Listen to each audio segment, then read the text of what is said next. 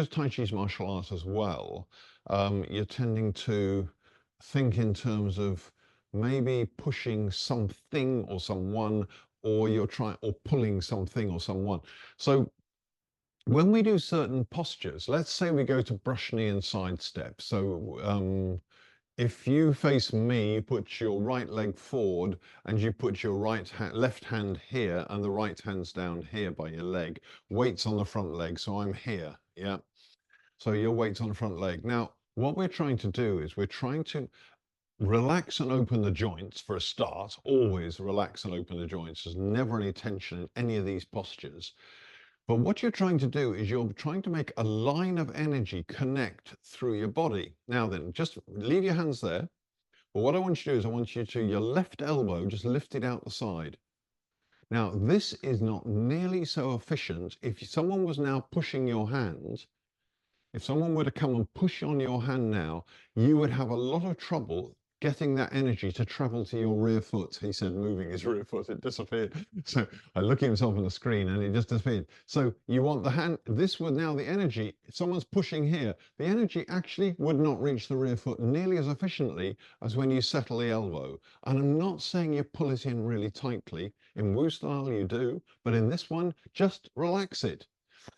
So this is what's called in Tai Chi, and someone here, incidentally, if they were to come and put their hand under your palm and try lifting you up, in other words, it also sort of tip you sideways like that, you should feel a really good connection down to your front foot from the shoulder right the way down. In fact, from this side of the head all the way down, it would connect. So I'm in this position. So this is the thing I just wanted to talk about, and we can't do this on Zoom ever. It's physically impossible, which is again why things like the Saturday classes and face-to-face have a slight advantage over Zoom, in that somebody else is there who can actually do what's called testing your posture. So I never really understood, I started doing testing your posture stuff, back in the 80s, in the 1980s. And so we'd have a teacher there, a guy called Chu King Hung. He would say, right, you'd be in this posture, say, for example, and he'd take hold of your wrist and he'd push you backwards. And I thought that the point was you should just go really strong, tense, you really tense up to hold it, because nothing was explained in those days. It was like you were expected to kind of intuit it somehow. So actually, what you need to do when you get to these postures, as you arrive in them, you completely relax, but we're really trying to get this connection from the front to the back. So the testing posture stuff isn't a sort of physical challenge or anything like that, which is what I used to think of it as. It's actually much more to feel the energy line which transfers, in this case, from front hand to rear foot. So if I do another example of a move that is not in this Tai Chi form, I'm kind of deliberately doing this in a way. So there's another move called play the lute, which one or two of you here you've done when you've done the 24 form or the 16. You get this move called play the lute, where heels on the ground and you're here. And what someone would do if they were testing it would be they'd grab hold of this wrist and this wrist. So if I'm the person grabbing, I'd hold on to the person's wrist here, and I would push them backwards. Or I would try to, because the point is that you should be able to hold that push in absolute relaxation. So you don't go tense. So you're here, for example, you don't have to do this, by the way. Someone's here holding you, and they're pushing into you. Now, what happens is, in order to stop falling backwards, you have to start engaging your back. So you feel like your hands are pushing this way, but your back is pushing that way, and yet you are not moving at all in the middle. And at the same time, you're not using any tension at all. There is zero tension in this. So when you're here, person grabs you here, and as they gently push in towards you, and they're pushing towards your middle line, they're not pushing you to the left or right, that would be useless, because you can't feel what's going on then.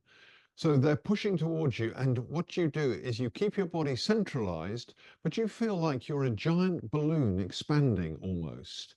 And this is called pung.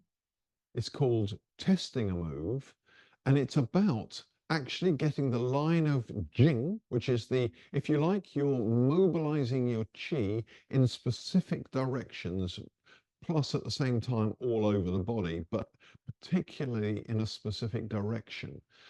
So when we come to these postures in the Tai Chi, so for example, here, I lift up. Okay, there's the first one. So we can all do it. Face the screen.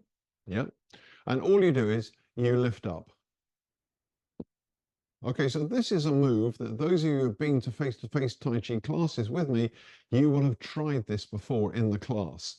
Someone puts a hand on your wrist here and a hand on your wrist here, and all you do is, so someone's leaning forward like this and just, not a massive force, it's not necessary because it's not a competition. This is about your being able to use the front and back of your body as well. So because you're pushing your hands towards their hands, it's almost like pushing them backwards, but you're not. If I don't do something else in my body, they're pushing me this way. By doing this, I'm going to push myself backwards. It's no good, is it? So what you need to do is you start to involve your back. So when we do the Tai Chi form here, so you're in front here, bring your hands to the front and just lift your wrists away. There's a little bit of pressure from somebody at the front. Involve your back to stop yourself being pushed backwards. So you are staying centralized, yeah, and then bring it up to shoulders if you want. It's a bit irrelevant when it gets that height, this particular move. So what you're trying to do is stay centralized so that the front and the back of you have this expansive quality. So this is called pung, and it's about the line of energy passing through you. And when you do this, incidentally, what you feel, someone's pushing my wrists now, and I use my back backwards, I'm just going to be no movement, so there's nothing for you to see. But what happens is it feels like the person is pushing me into my own feet because the energy line has passed all the way through my body down to my feet. Now, if you go tense during this process, like for example this, I can show you this from the side, and if I do this and I start lifting my shoulders, so my shoulders go right up, in effect, their push hits my wrist, it travels up my arm because their energy is coming this direction, it travels up my arm, hits my shoulders, but my shoulder has kind of not dislocated, but it's disconnected from the rest of my body. So this is a bit like if you look on a push as being water flow, the water comes this way, it passes up the arm, and then suddenly there's a hole in the pipe. It can't get back down again. So you end up being pushed over. So we're all the time trying to do Tai Chi and Qigong in a very relaxed fashion to open up this pipeline within the body. So this all ties in with the acupuncture channels in your body, and we're trying to get them to all function extremely well. Ties in with the organs, how you get the organs to get maximum energy and the energy flowing around all the organs, etc. Any stress, any tension compresses everything and stops flow. So we are trying to always be very relaxed.